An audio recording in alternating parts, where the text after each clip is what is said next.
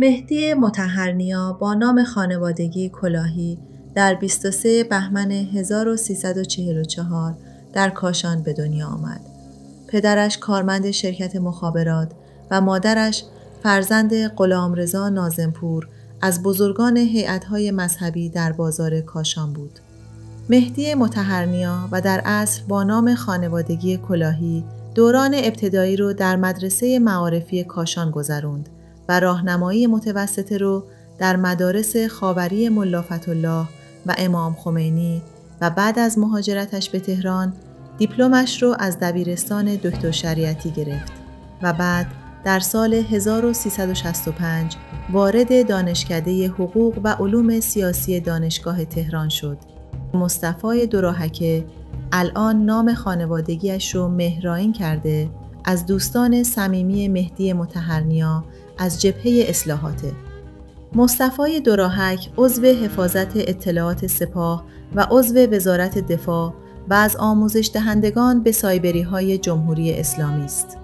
مصطفی مهرائین و مطهرنیا هر دو با هم مرتبط هستند. یکی مرتبط با حفاظت اطلاعات سپاه و دیگری عضو وزارت دفاع و استاد عملیات روانی در دانشگاه‌های نظامی. مطهرنیا زمانی مدیر گروه سیاسی شبکه 1 و مدیر کل دفتر پژوهش‌های سیاسی سازمان تبلیغات اسلامی بود. بله، من از سال 1374 دعوت شدم وزارت دفاع. تا سال 1180 وزارت دفاع بودم. ردبم سرتیپ تمامی بوده. رئیس دفتر سیاسی وزارت دفاع بودم و بنیان گذاشتم نهاد نمایندگی رهبری در اونجا کار کردم. آبان و آذر در ایران اتفاقاتی خواهد افتاد. از بهار تا پاییز سال 1404 ایران ممکن است وارد یک مرحله بشود که خیلی چیزا رو از ریشه تغییر بدهد. یه دوره حساس که بعضی افراد اسمش رو گذاشتند مقطع راست. یعنی نقطه‌ای که سرنوشت یه سیستم یا حتی یه ملت ممکنه عوض شود. یکی از صداهایی که از مدت‌ها قبل درباره این واضح هشدار داده بود، دکتر مهدی مطهرنیاست. تحلیلگر سیاسی، استاد دانشگاه و کسی که تو سالهای اخیر پیشبینی‌هاش درباره ایران و منطقه جنجال‌ساز بود. در مصاحبه‌ای که چند ماه پیش داشت گفت آبان و آذر ماه 1404 نقطه عطف ماجراست و حالا که داریم به آخر آبان نزدیک میشیم خیلی‌ها دارن میپرسن چی شد؟ قراره چی بشه؟ با هم میشنویم که مطهرنیا چی گفته. چند تا ویدیو از شما وجود داره که فرمودید آبان و آذر یه اتفاقاتی در ایران میفته.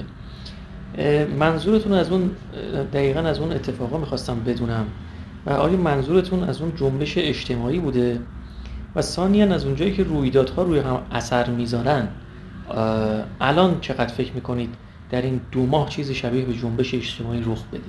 ببینید، من سال گذشته خب سالهای پیشم میپرسیدن، ولی اون که وایرال شده اون هستش که در دیدار نیوز نشسته بودم، مجری آقای یزدان پرست ازم پرسید آقای دکتر سال 1404 چگونه سالی خواهد بود؟ درست 3 بهمن بود. گفتم به زودی دوران ماه عسل پزشکیان با مردم تموم میشه در دهه فجر. آخر بهار سال آینده که گذشت و درست 23 خرداد حمله جنگ 12 روزه شروع شد، گفتم آخر بهار سال آینده مقطع الرأس خواهد بود. یعنی چی؟ سرها قطع میشه و شد دیگه. وقتی این همه آدم رو زدن، اون هم آدم های کلیدی کشور، آدم های حیاتی کشور، فقط مونده بود رهبر نظام جمهوری اسلامی رو بزنن دیگه. چون اونم دیدید روز 12 که دستور آتش بس میده، دستور آتش بس داد. به هر تقدیر ترامپ اعلام کرد که میخواستن شما رو بزنن، من نذاشتم، که هنوز هم تبعاتش ادامه داره. تابستان داغی داشتیم یا نداشتیم؟ 70% تولیدات ما تعطیل شد، برق قطع شد، آب قطع شد، الان هم نوبت گاز خواهد بود و غیر و زاره. و بعد گفتم پاییز برگریزان میرسه. برگریزان به چه معنا؟ این که واقعا همه بمیرن یا بمب اتم زده بشه؟ برداشت‌های مردمه. مکانیسم ماشه در مهر فعال شد. این یکی از مصداق‌های بعد. در 15 مهر گفتم مواظب باشید. 15 مهر برابر به 7 اکتبر ضد واقعه 7 اکتبر بود و اسرائیل باید کاری میکرد. یا باید حمله نظامی انجام میداد یا برگ برنده‌ای رو در باب 7 اکتبر رو میکرد که با کمک امریکایی ها که اسرائیل رو هم خواستن کنترل کنن، حرکت های افراطی تر نکنه، حماس رو کمرش رو کامل شکستن و در جنگ آیینی بر علیه حماس بردن. حزب الله رو مجبور به خلع سلاح کردن و ادامه داره و الان هم اگر میگن حزب الله داره بازآفرینی میکنه، دارن زمینه‌های رسانه‌ای برای سرکوب دیگر حزب الله رو بعد از حماس آماده میکنن. خب در سوریه جولانی الان کاملا با اسرائیل مسئلهشو بست، 2 گام جلوتر از ترکیه به اسرائیل نزدیک شده. الان سفر قریب الوقوعش باز با آمریکا. اینها پیامدهای چیه؟ جنگ 12 روزه است.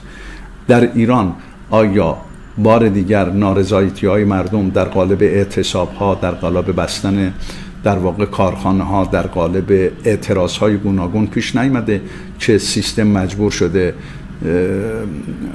حرکت‌های رسانه‌ای مثل عروسی شمخانی، مثل پژمان جمشیدی بیاره؟ موجب نشده در اقتصاد بانک‌ها اعلام ورشکستگیشون به سرعت داره صورت میپذیره و نمونه اصلیش بانک آینده است؟ اینا پیامدهای همه چیزه. لذا ما در زیربن جامعه آماده شدن مردم برای نگفتنهای بزرگ رو میبینیم. پس یک جنبش اجتماعی فقط خودش رو تو خیابون نشون نمیده. جنبش اجتماعی در بیانات مردم اول ظهور پیدا میکنه. هر کنش چیه؟ زبانی هم ما داریم. زبان مردم رو ببینیم. الان شما در اطرافیانت، من در اطرافیانم، عماد، علیرضا، سعید بیرون، اونور دوستان دیگرمون که نشستن پشت اون میزها، همه تو ساختمان‌های دیگه، اطرافیانشون رو ببینن.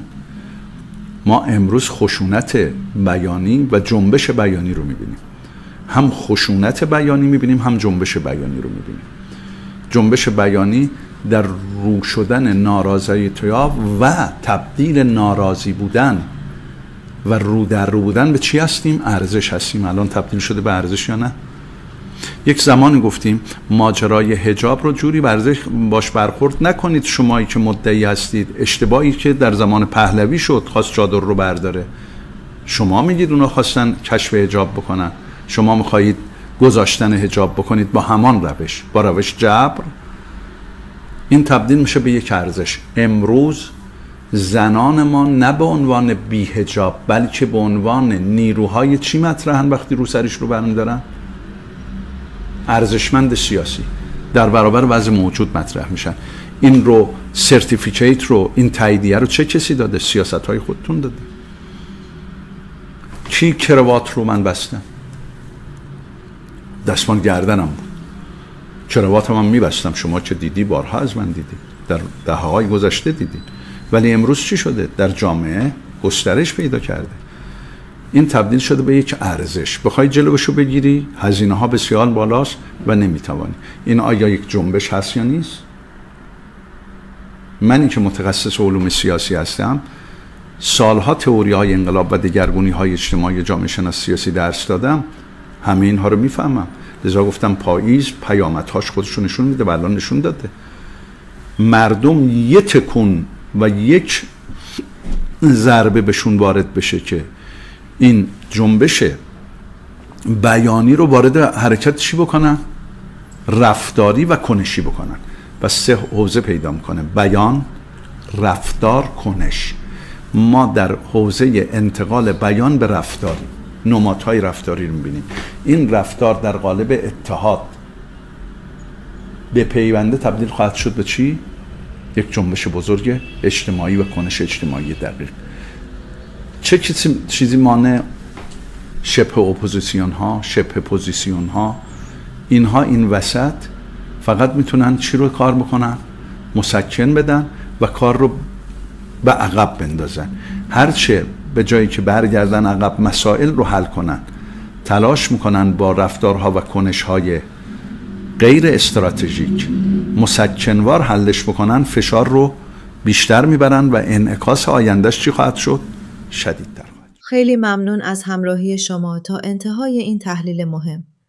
اگر این ویدیو برای شما ارزش و آگاهی جدیدی به همراه داشت، لطفاً با انجام چند گام طلایی موتور محرکه ما برای ادامه کار باشید. این گام‌ها برای موفقیت کانال ما در یوتیوب حیاتی هستند. تماشای کامل و بدون خروج، قانون اول یوتیوب. لطفاً همین الان مطمئن شوید که ویدیو را تا آخرین ثانیه تماشا می‌کنید و در حین پخش مطلقاً از صفحه خارج نشوید و روی لینک یا ویدیوی دیگری کلیک نکنید. بمانید و ویدیوی بعدی کانال را ببینید. گام رشد. این مهمترین نکته است. بعد از اینکه ویدیوی ما کاملاً تمام شد، در صفحه باقی بمانید و صبر کنید تا یوتیوب به طور خودکار ویدیوی بعدی از کانال خودمان یا یک ویدیوی پیشنهادی خود یوتیوب را شروع به پخش کند. این کار به یوتیوب نشان می‌دهد که شما محتوای ما را دوست دارید و کانال ما را به افراد بیشتری توصیه می‌کند. کامنت گذاری کامل، انتقاد یا تشویق. نظرات شما برای ما چراغ راه است. چه انتقادی به لحن یا ادیت دارید، چه تشویقی برای تحلیل‌ها، چه موافق هستید و چه مخالف. حتما در بخش کامنت ها نظر ارزشمندتان را بنویسید. حتی اگر وقت ندارید، گذاشتن یک ایموجی هم فوق‌العاده کمک می کند. اشتراک گذاری فراوان، رساندن صدا. دکمه اشتراک گذاری را بزنید و این ویدیو را برای همه دوستانتان در واتساپ، تلگرام، اینستاگرام و گروه‌های خانوادگی بفرستید. فراموش نکنید ما را سابسکرایب کنید، زنگوله را بزنید و ویدیوهای بعدی را هم تماشا کنید. تا برنامه بعدی در پناه حق و سربلند باشید.